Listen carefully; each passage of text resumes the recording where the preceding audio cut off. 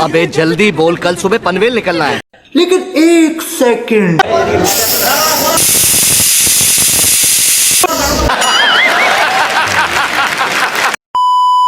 আমি ফিউচার নিয়ে ভাবি না, আমি অতীত নিয়েও ভাবি না, আমি শুধু একটা জিনিসই ভাবি, মৃত্যু শুধু আমার। মৃত্যুরে না পাইলে পুরো দুনিয়া বরবাদ করে দিতে পারি। হে বয়, কেমন আছেন সবাই? আশা করি আছেন ভালো। আমিও আছি ভালো, তাই তো নিয়ে এসেছি নতুন একটি ভিডিও।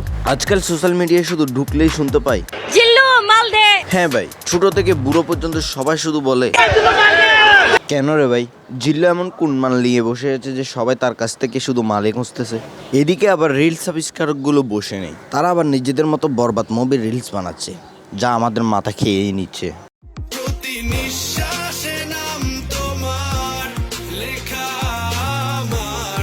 আসলে কি ভাই এই রোগের কোনো ডাক্তার আছে? কারণ ভাই কিছুক্ষণের মধ্যে এদেরকে ডাক্তার না দেখালে এরা কিছুক্ষণের মধ্যে মারা যেতে পারে।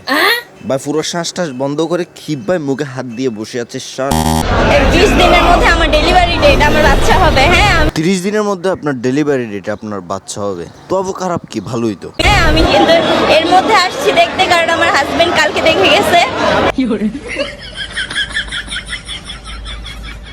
ভাই তোদের কি এমনি সবার কি মাথা একসাথে ঘিলেও লড়ে গেছে নাকি? এখন তোকে কি আমি জাতীয় বলদের উপাধি দিব নাকি আন্তর্জাতিক বলদের উপাধি দিব, এটাই তো বুঝতেছি না। 30 দিনে তোর ডেলিভারি ডেট, তুই আসছো সেখানে মুভি দেখার জন্য, তাও তোর স্বামী দেখেছে তাই জন্য। হ্যাঁ মানে এই বরবাদ মুভি আসলে তোদেরকে বরবাদ করে দিচ্ছে। আসলে আমি হচ্ছি একজন কোরআনের হাফেজ। এই তো একজন ভালো মানুষ পাই গেছি। এই তো ভাই বলেন বলেন।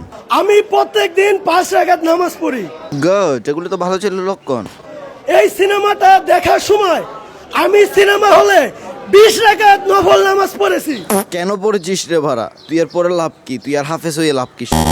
আচ্ছা বাদ দে, তুই এই মুভি থেকে কি শিক্ষা পালি এটা বল। অবশ্যই তুই হাফেজ মানুষ, যখন গিয়েছিস অবশ্যই ভালো জিনিসই দেখবি।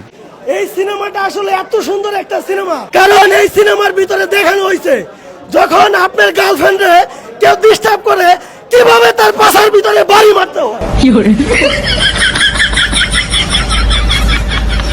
ভাই আমার তো গার্লফ্রেন্ড নাই, সিনেমাতে এটা দেখায়নি। যাদের গার্লফ্রেন্ড নাই তারা কার ফাঁসার ভিতর বাড়ি মারবে। কিরে ভাই হাসছেন কেন? দেখাই নে ভাইয়া।